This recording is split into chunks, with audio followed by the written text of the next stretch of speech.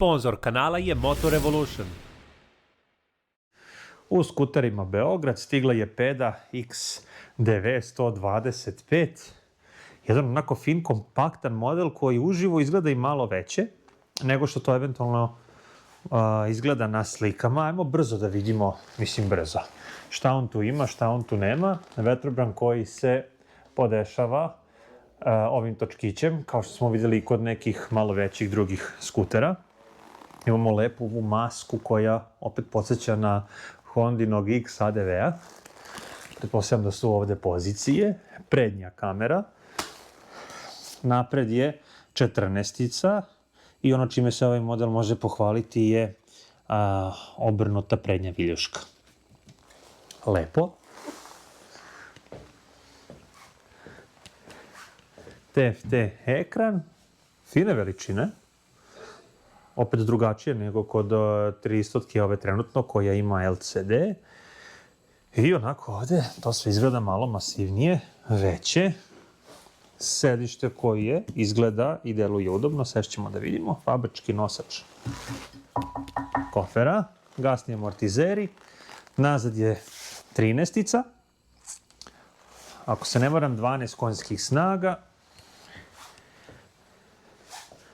vodeno hlađen i ja verujem da ovaj model nema ABS i kontrolu trakcije. Što se tiče samog prostora ispod sedišta,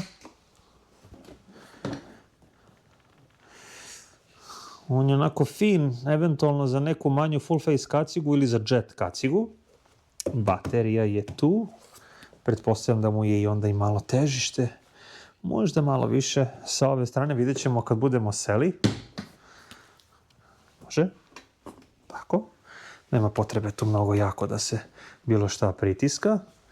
Ovdje imamo jednu ladicu, super, u kojoj može da stane telefon ili novčanik i tu imamo jedan USB port, ovaj ključ.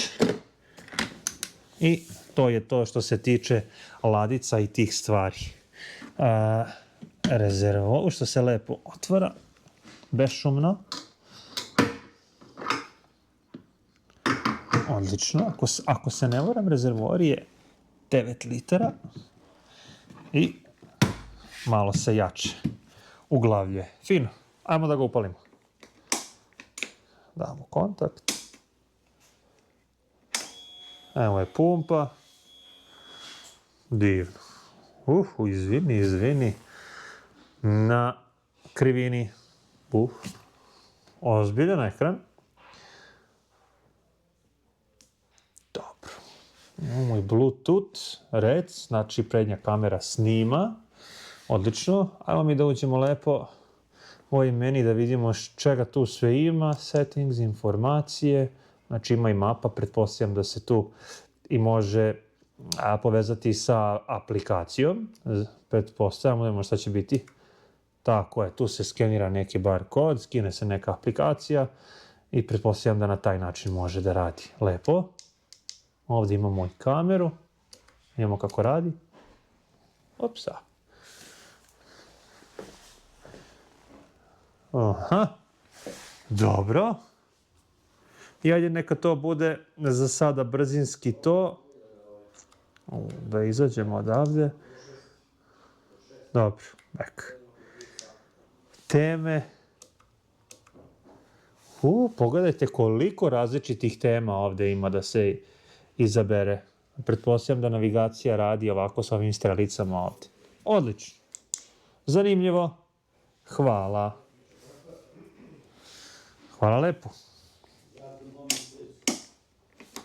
Odlično, da sednemo da vidimo kakav je što se tiče udobnosti i komocije.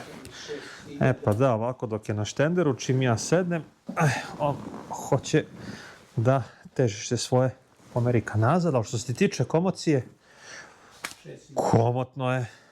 Ima ovde mesta, ne mogu da kažem da nema. Ovo su ovako moje noge sa svojih 182 cm.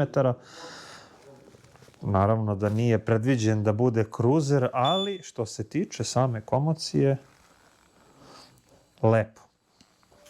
Upravljač visok, retrovizori visoki, udobno, kompaktno, za grad.